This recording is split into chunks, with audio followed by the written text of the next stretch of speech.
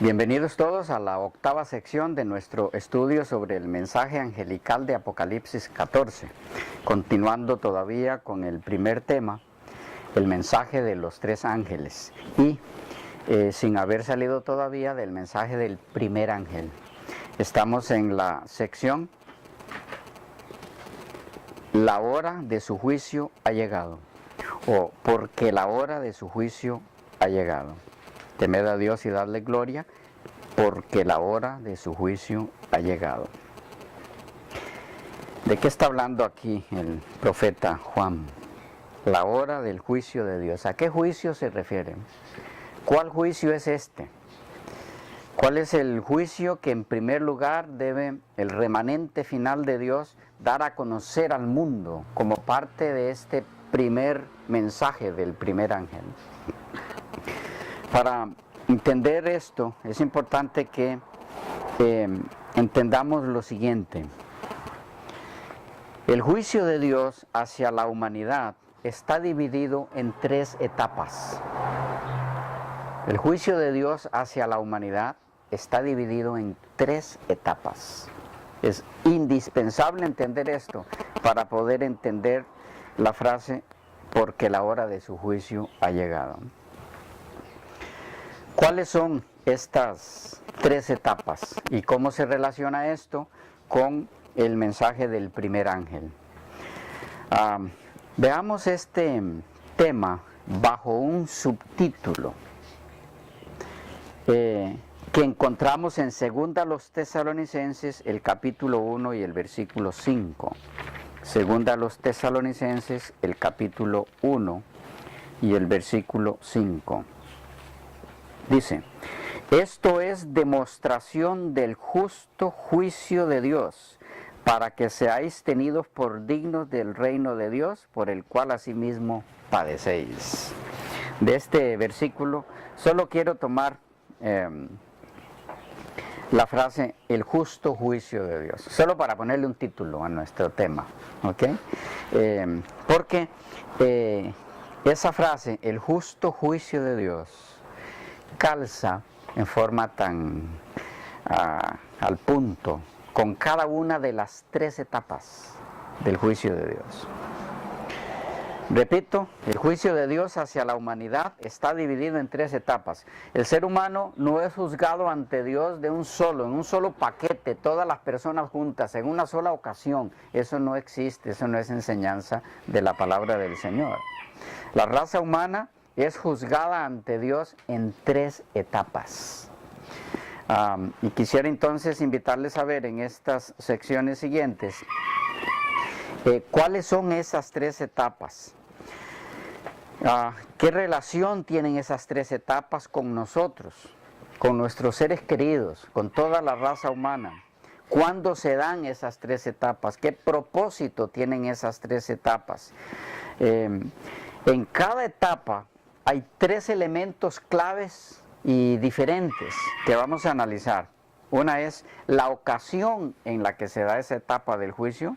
El otro elemento, uno es la ocasión, el otro es quiénes son los juzgados en esa primera etapa o en cada una de esas etapas y cuál es el propósito de esas tres etapas. Repito, tres elementos a analizar en cada una de las tres etapas del juicio de Dios.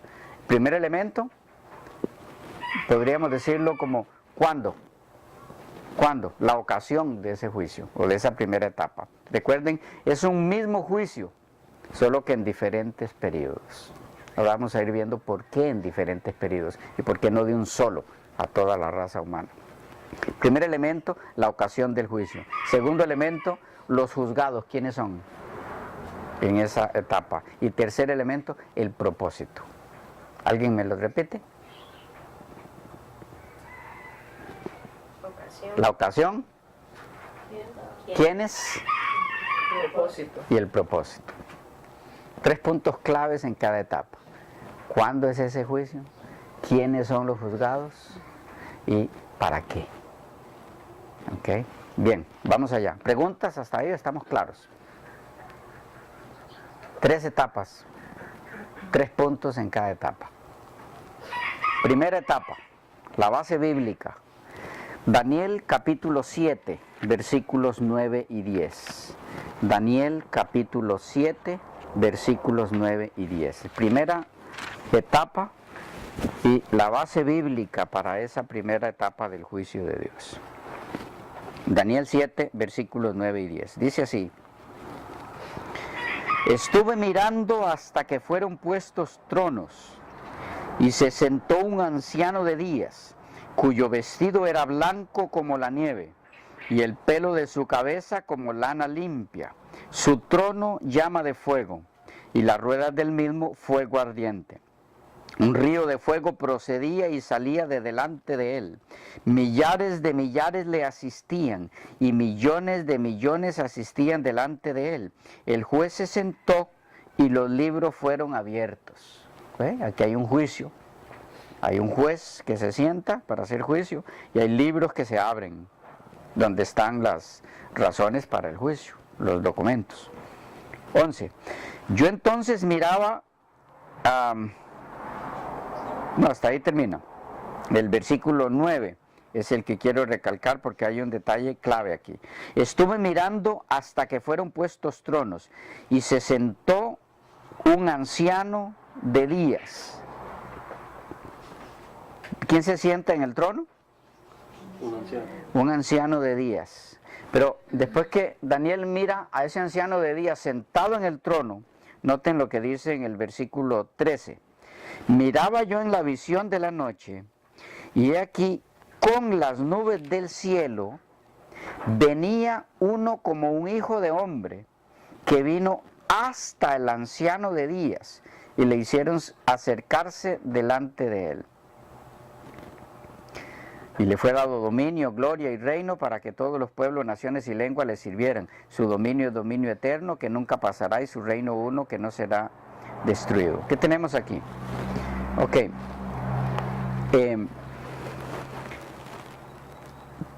Antes de entrar tal vez en la ocasión en la que se da este juicio, veamos algunos textos más, pero quiero que tengan en mente algo aquí que lo vamos a traer de nuevo.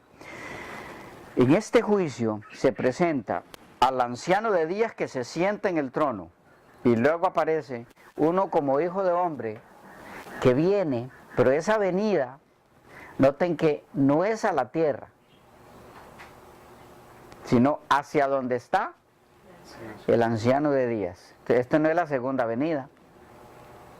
Algunos tienden a confundir esto, ¿ok?, por el versículo 14 que dice: y le fue dado dominio, gloria y reino. Y habla de la gloria de Dios y su reino aquí, en la tierra. Y entonces aplican ese juicio a la segunda venida de Cristo.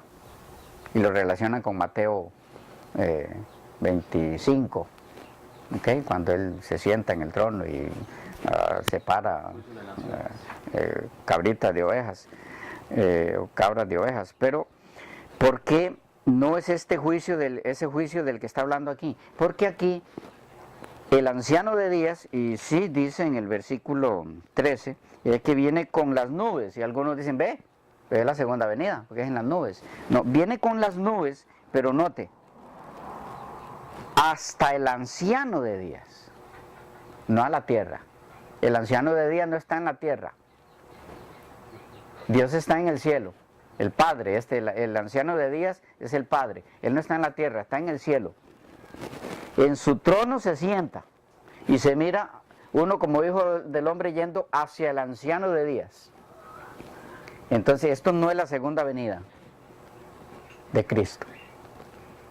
Es la ida de Cristo de X lugar hacia el anciano de días. ¿Ok? Importante que tomen en cuenta eso.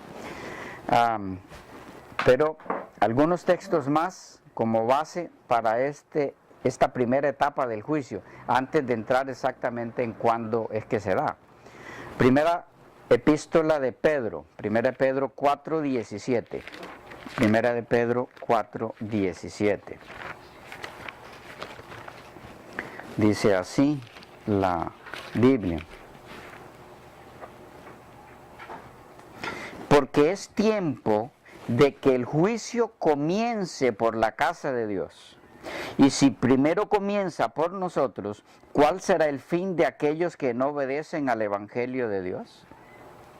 Entonces, la Biblia nos habla de un juicio que comienza por la casa de Dios. La casa de Dios es su pueblo. Hay un juicio que comienza con la casa de Dios, pero también ese juicio termina con los que no son casa de Dios. Esa es otra etapa del juicio de Dios. ¿Ok? No puede ser en la misma ocasión, en el mismo momento, porque se enjuician grupos de personas distintos. ¿Ok? Entonces, hay un juicio que empieza con un grupo de personas y termina con otro grupo de personas. Entonces, necesitamos dar con cuál es el primer grupo con el que se empieza. Esa es la primera etapa del juicio. ¿Me van siguiendo? ¿Sí? ¿No se les va confundiendo? Ok. Apocalipsis 14:7, la otra base del juicio pero es precisamente el que estamos analizando. Entonces vamos a 1 de Juan 4:17. 1 de Juan 4:17.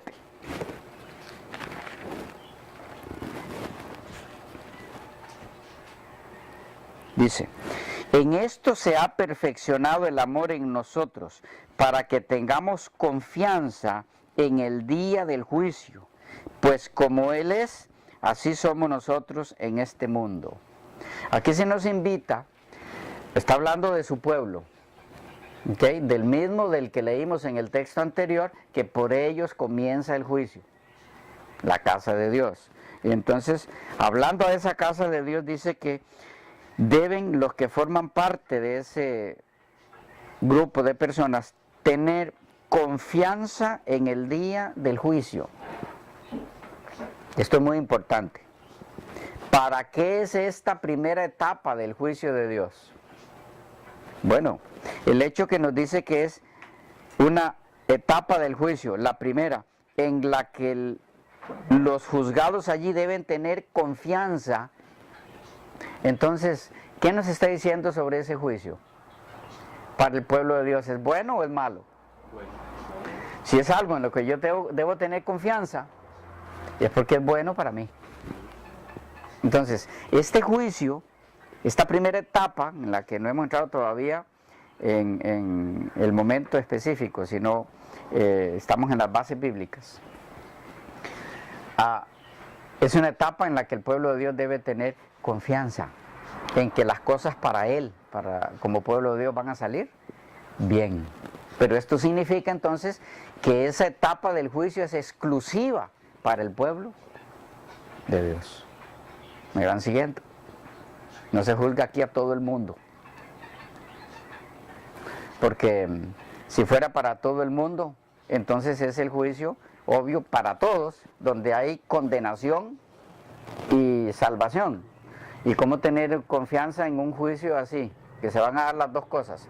Yo tener confianza en un juicio en donde lo que está prometido para mí es salvación.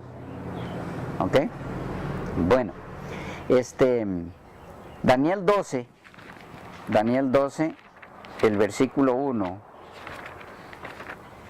nos da luz en cuanto a el momento histórico de este juicio. Daniel 12, versículo 1. Dice: en aquel tiempo se levantará Miguel. Miguel es Cristo, no vamos a entrar en las bases de eso ahora. En aquel tiempo se levantará Miguel, el gran príncipe que está de parte de los hijos de tu pueblo, y será tiempo de angustia, cual nunca fue desde que hubo gente hasta entonces. Pero en aquel tiempo será libertado tu pueblo, todos los que se hallen escritos en el libro. Noten los mismos elementos. Aquí hay un material profético donde se habla de juicio. Ahora voy a decirles por qué. Pero también en este material donde se habla de juicio, se habla de libertar al pueblo de Dios. Otra vez, el juicio que tiene que ver con el pueblo de Dios. ¿Por qué les digo que tiene que ver con juicio esto? Bueno, porque dice: en aquel tiempo se levantará Miguel. ¿Cuándo es que Miguel se levanta?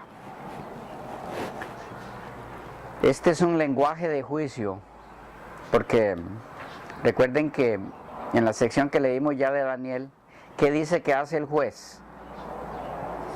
Se sienta en el trono y hay juicio, se abren los libros. Pero aquí hay un elemento nuevo.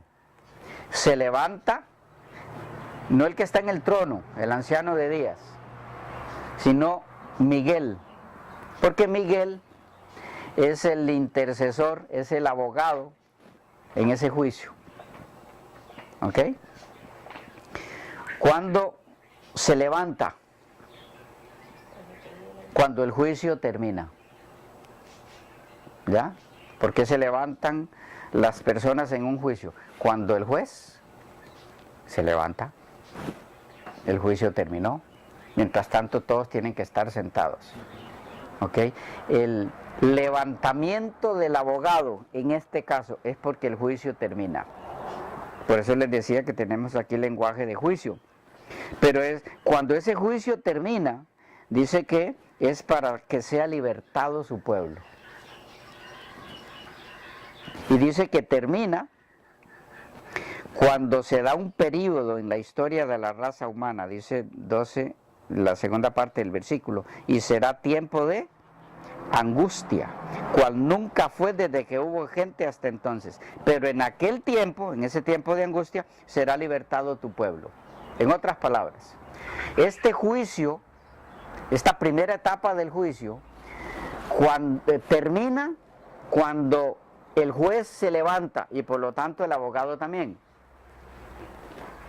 Pero cuando ese juez se levanta y el abogado también, empieza un tiempo de angustia, durante el cual el pueblo de Dios va a ser libertado. Ya eso nos va dando ciertas pistas de cuándo es este juicio. Dice que este juicio termina cuando comienza el tiempo de angustia. O sea que para que termine cuando comienza el tiempo de angustia es porque tiene que haber comenzado en algún momento antes de que, o más bien termina cuando comienza el tiempo de angustia, lo dije bien, ¿verdad? Entonces tiene que haber comenzado en algún momento antes de que ese tiempo de angustia inicie. ¿Cuándo es que comienza esa etapa del juicio? Esa primera etapa. Yo no voy a entrar hoy, ni en estas secciones, en las evidencias históricas de cuándo comienza ese juicio, porque eso está explicado en forma detallada en la serie Daniel 8:14 y la profecía de las 2300 tardes y mañanas, que ustedes pueden ver en los videos. Ahí está toda la argumentación necesaria para entender cuándo es que comienza ese juicio. Por ahora se los voy a dar nomás y los remito allí para que vean las bases y los fundamentos de eso. Repito, al video Daniel 8:14 y la profecía de las 2300 tardes y mañanas. La conclusión a la que llegamos allí es que esa primera etapa del juicio comenzó el 22 de octubre de 1844 de nuestra era. 22 de octubre de 1844, según Daniel el capítulo 8 y el versículo 14, que repito, está explicado en detalle en esa serie. ¿Y cuándo termina esa primera etapa? Ese sí ya lo vimos ahora. ¿Cuándo termina? ¿Cuál es la clave? Cuando termina o cuando empieza el tiempo de angustia. Entonces es desde el 22 de octubre de 1844 hasta cuando empieza el tiempo de angustia. No el tiempo de angustia previo, que ese es otro punto, ¿ok? Sino el tiempo de angustia en sí. Eso estaremos viéndolo en la sección de el orden de los eventos finales. Tantas cosas, ¿verdad?, que se entremezclan aquí, pero no podemos hacer una sopa de todo esto, porque si no se nos confunde el asunto. Bien, entonces, en cuanto a la ocasión de esta primera etapa, inicio 22 de octubre de 1844. Bases para eso pueden verlo en video que les mencioné. Fin de esta primera etapa. Inicio del tiempo de angustia, o lo que es lo mismo, cuando termina el tiempo de gracia. Dicho de otra forma, esta primera etapa va desde 1844, el 22 de octubre, hasta el fin del tiempo de gracia. Otra forma de decirlo. ¿Ok? ¿Claros? Allí. Participantes en este juicio en cuanto a juzgados. ¿Quiénes son juzgados en esta primera etapa del juicio? La forma de poder llegar a eso es no olvidándonos del primer punto. ¿Cuál es el primer punto? La ocasión. Si logramos entender la ocasión, vamos a entender quiénes son los juzgados. Si no entendemos una, no entendemos la otra. ¿Okay? ¿Quiénes son los juzgados? Bueno, tienen que ser personas que para cuando Cristo venga, Cristo viene tiempo después de terminado el tiempo de gracia. Porque después de terminado el tiempo de gracia, vienen las plagas. Cristo no viene inmediatamente después de terminado el tiempo de gracia, sino que hay un lapso donde se dan las 7 últimas plagas. Después de eso, Cristo viene. Entonces, estas personas tienen que haber sido juzgadas antes de que caigan las plagas, porque haya terminado el tiempo de gracia. ¿Ok? El juicio para las demás personas que no participen en este juicio, en esta primera etapa, viene para 2 ocasiones distintas. ¿Ok? Juicio que inicia prácticamente casi que en la segunda venida de Cristo, y la otra etapa del juicio es después de los 1000 años. Pero no podemos incluir a esas personas que serán juzgadas allí en la etapa del primer juicio. ¿Por qué? Déjenme explicar un poquito más esto.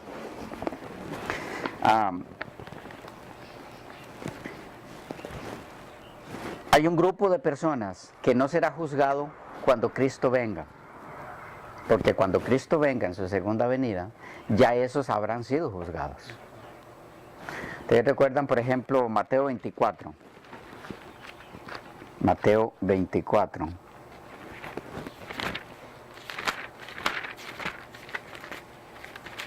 Hablando de la segunda venida de Cristo, dice así, el 30. Entonces aparecerá la señal del Hijo del Hombre en el cielo, y entonces lamentarán todas las tribus de la tierra. Esto es Apocalipsis 1, ¿ok? La segunda venida de Cristo. Y verán al Hijo del Hombre viniendo sobre las nubes del cielo con poder y gran gloria.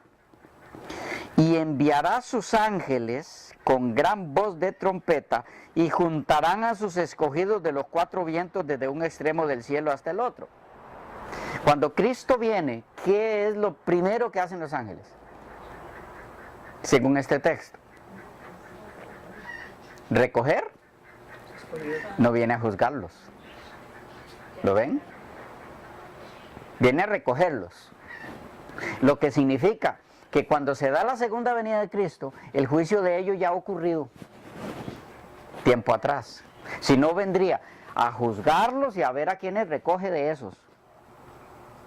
¿Me captan? Pero no es lo que dice el texto. Dice, viene a recogerlos. Es decir, tiempo atrás ya habrán sido juzgados. Si no, ¿cómo viene a recogerlos? Que no viene a recogerlos para después de recogidos juzgarlos a ver si los salva o no. No, ese recogidos implica obligatoriamente salvación. Estoy comunicando el punto. ¿Ya? Este texto nos autoriza para decir que los salvos que son recogidos en la segunda venida de Cristo ya han sido juzgados antes. Razón por la cual vienen los ángeles a recogerlos. Esta es la primera etapa. Entonces, ¿quiénes son los que participan? Ya el mismo texto nos lo dice. ¿Quiénes son los que son juzgados ahí? Ese es el juicio para el pueblo de Dios. ¿Estamos? Es la primera etapa del juicio. Los juzgados son los que alguna vez en su vida aceptaron a Jesús como su Salvador personal. ¿Ok? Esos son los juzgados.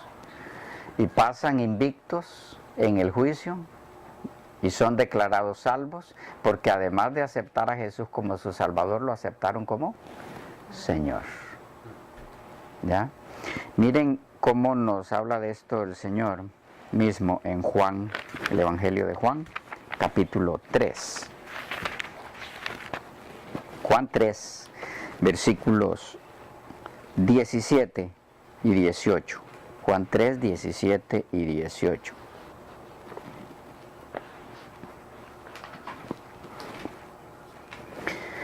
Porque no envió Dios a su Hijo al mundo para condenar al mundo, sino para que el mundo sea salvo por él. El que en él cree, en Cristo, el que en él cree no es condenado, pero el que no cree será condenado, dice. Ya ha sido condenado. Ah, no, ¿verdad? Pero el que no cree ya ha sido condenado, porque no ha creído en el nombre del unigénito Hijo de Dios. Y esta es la condenación, que la luz vino al mundo, y los hombres amaron más las tinieblas que la luz, porque sus obras eran malas. ¿Qué tenemos aquí? Este texto nos da luz sobre un punto en el que muchos estudiosos de la Biblia, desdichadamente, están desubicados. Y esto los lleva a conceptos peligrosos, porque los alejan de la verdad de Dios. Y todo lo que está lejos de la verdad es peligroso. ¿Qué es lo que tenemos? Aquí nos habla de un grupo de personas que serán, o al tratar su caso, se declara que son condenados. ¿En qué tiempo? Presente, pasado, futuro, según el texto. Pasado. ¿Por qué? Ya ha sido condenado. Dice, y que el que no cree en Cristo ya ha sido condenado. ¿Qué tenemos aquí? Vean lo curioso y la relación de esto con la primera etapa del juicio de Dios, en la que estamos todavía analizando. ¿Quiénes son los juzgados aquí? En la primera etapa. Repito, son juzgados en la primera etapa aquellos que según Mateo 24 son recogidos por los ángeles. Son juzgados en la primera etapa y declarados salvos. ¿Ok? Por eso los ángeles vienen a recogerlos en la segunda venida. ¿Ok? Pero hay un grupo de personas que obviamente no es recogido por los ángeles. ¿Ya? ¿Por qué? Porque están, dice el texto, condenados. Pero, ¿cuándo fueron condenados? Porque en la primera etapa solo se trata el caso del pueblo de Dios. ¿Recuerdan? Debemos ir ligando todo. Y aquí empiezan a complicarse un poquito los conceptos. Si en la primera etapa, repito, solo es juzgada la casa de Dios, entonces, ¿con base en qué los perdidos quedan fuera? No son recogidos en la segunda venida, si no son juzgados. ¿Me entienden la pregunta? Si no son juzgados en la primera etapa, ¿en base a qué entonces se les deja fuera? Sí, lo lógico es pensar que se les deja afuera porque ya fueron juzgados. Sí, pero no son juzgados en la primera etapa. Entonces, ¿cómo quedan fuera de ese juicio? Siempre han estado fuera. Recuerden, el justo juicio de Dios es nuestro subtítulo para esta sección. Dios es justo. Él nunca hace nada injusto. Él no los dejaría fuera en una forma injusta. Y entonces, ¿por qué no son tomados en cuenta para ser recogidos por los ángeles?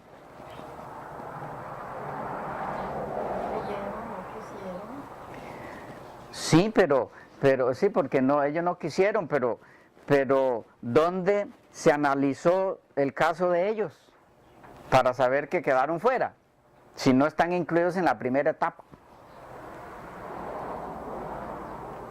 Fue tan, imagino yo, que fue tan abierta su vida apóstata que no hay necesidad de ya examinarlo. Es que todavía no es el tiempo de ellos de buscarlos. ¿Y entonces cómo se les deja fuera?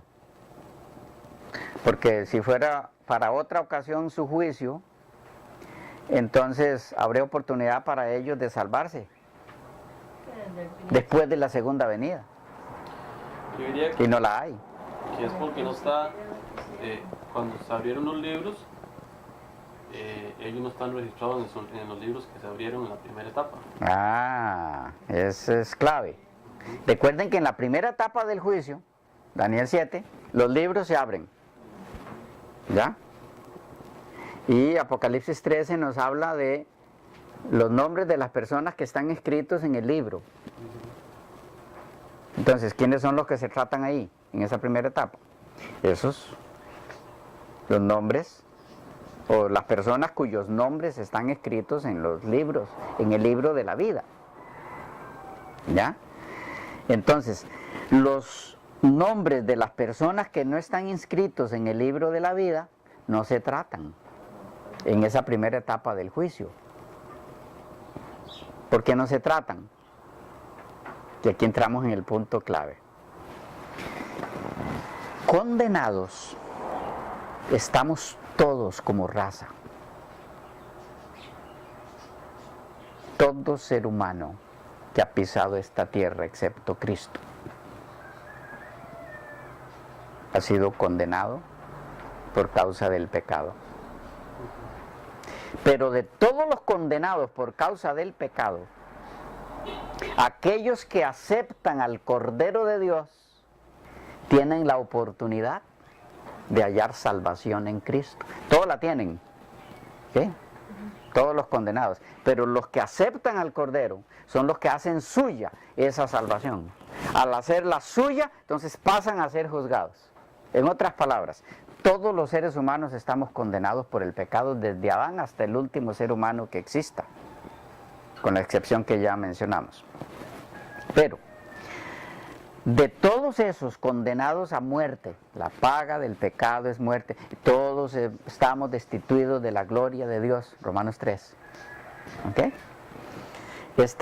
De todo ese grupo, hay un grupo que acepta ser salvo,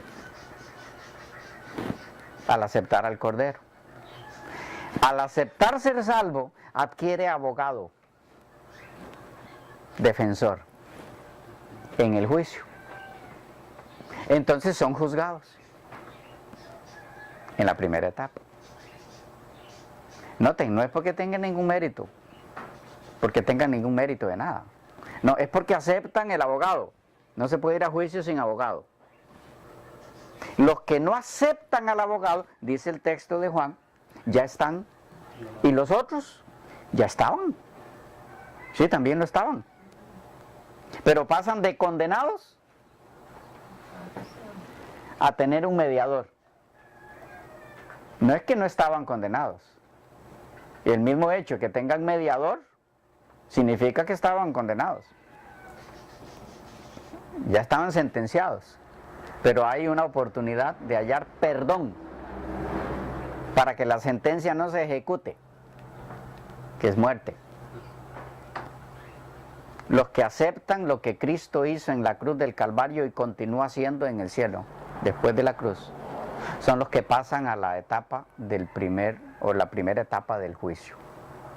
Esto estaba simbolizado en el santuario terrenal, en el tabernáculo, en el servicio diario que los hijos de Israel practicaban. Recuerdan, se llevaba un cordero, ¿verdad? El pecador tenía que llevar un cordero y matarlo. Eso simbolizaba el Cordero de Dios que vendría, que él aceptaba por figura, por símbolo, por sombra, ¿verdad? El pecador. Pero no todos los hijos de Israel llevaban cordero, o lo que se pidiera que representara a ese cordero. Algunos eran resistentes a eso. Vivían o practicaban sus pecados y no buscaban forma de que eso les fuera perdonado. No llevaban cordero. ¿Ok? Entonces, sus casos no se incluían en el perdón. ¿Me siguen?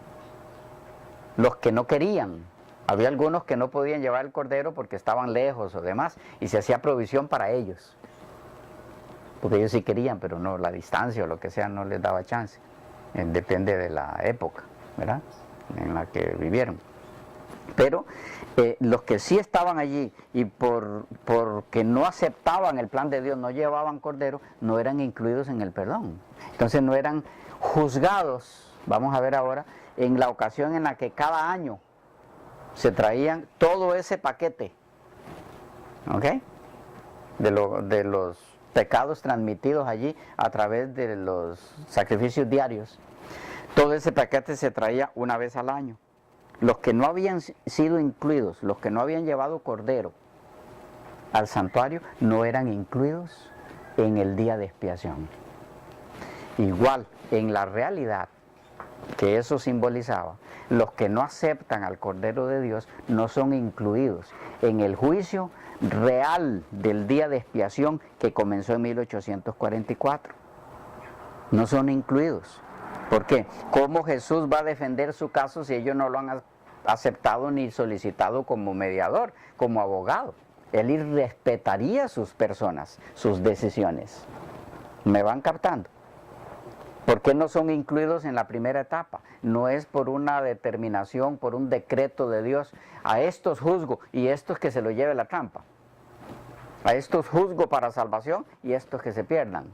La doble predestinación. No. ¿Por qué a unos juzga para salvación y a otros que ya están condenados no los incluye en ese juicio de perdón? Porque ellos no lo deciden así. ¿Cómo? Al rechazar al Cordero. ¿Me van siguiendo? ¿Sí? ¿Por qué? Los que son tomados en cuenta en este primer juicio son solo aquellos que en algún momento de su vida aceptaron a Cristo como su Salvador. Y cuando su juicio termine, entonces viene Cristo para llevarlos. Después de que en ese impas se den las plagas. ¿Estamos? ¿Sí? ¿No se les complica mucho? ¿Ok? Entonces lo dejamos allí, vamos a la próxima sección en la que sigue.